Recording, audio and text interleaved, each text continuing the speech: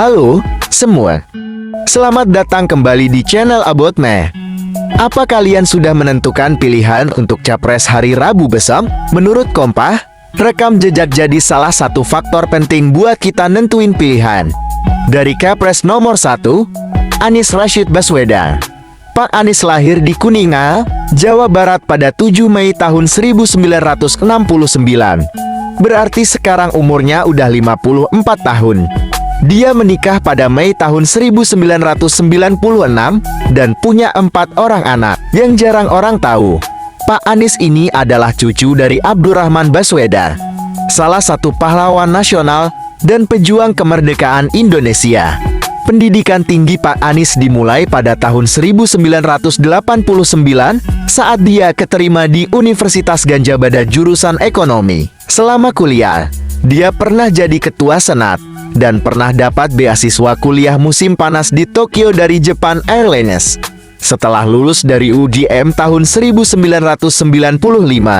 Pak Anies sempat kerja di UGM bentar. Terus udah lama, dia dapat beasiswa lagi untuk S2 di Universitas yang di bidang keamanan internasional dan kebijakan ekonomi. Setelah 2 tahun kuliah dan baru aja lulus S2, Pak Anies dapat beasiswa lagi untuk kuliah ilmu politik di Northern Illinois University. Tempat ini, dia dapat penghargaan sebagai mahasiswa berprestasi dan lulus tahun 2005. Setelah balik ke Indo, karena dimulai saat dia resmi jadi rektor Inggris. Nah, setelah balik ke Indo, karena dimulai saat dia resmi jadi rektor Universitas Paramadina pada Mei tahun 2007. Dan saat itu, dia jadi rektor termuda se-Indonesia di umur 38 tahun. Sebagai akademisi, Pak Anies juga sempat dipilih sama KPU jadi moderator di debat Pilpres tahun 2009, yang mana kandidatnya saat itu ada Bu Mega, Pak SBY, dan Pak JK.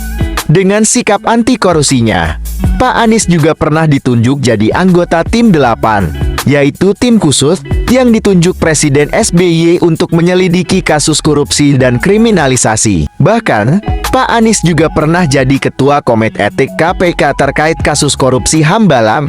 Seiring berjalanan waktu, sikap politik Pak Anies makin jelas di Pilpres tahun 2014.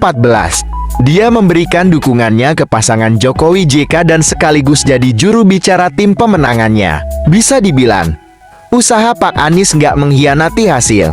Setelah Jokowi JK terpilih, Pak Anies langsung ditunjuk jadi Menteri Pendidikan dan Kebudayaan. Walaupun nggak sampai 5 tahun, tapi Pak Anies sempat ngelakuin beberapa gebrakan kayak merubah mekanisme kurikulum tahun 2013, sertifikasi guru, dan mengganti sistem masa orientasi sekolah. Setelah udah nggak jadi menteri, pada September tahun 2016, secara resmi Pak Prabowo ngumumin pencalonan pasangan Anies Sandi jadi gubernur dan wakil gubernur Jakarta. Dan setelah putaran kedua, akhirnya Anies Sandi menang dengan perolehan suara 57,96% dan dilantik pada 16 Oktober tahun 2017. Setelah 5 tahun menjabat dengan berbagai pencapaian dan kontroversi, pada 16 Oktober tahun 2022 masa jabatan Pak Anies berakhir, dan gak lama setahun itu, dia maju ke Pilpres tahun 2024 sebagai calon presiden. Itulah beberapa rekan jejak tentang Anies Baswedan. Jadi kalian pilih siapa? Jangan ragu untuk berbagi pendapatmu di kolom komentar di bawah. Dan jangan lupa subscribe dan like untuk melihat konten-konten menarik lainnya. Terima kasih telah menonton, dan sampai jumpa di video selanjutnya.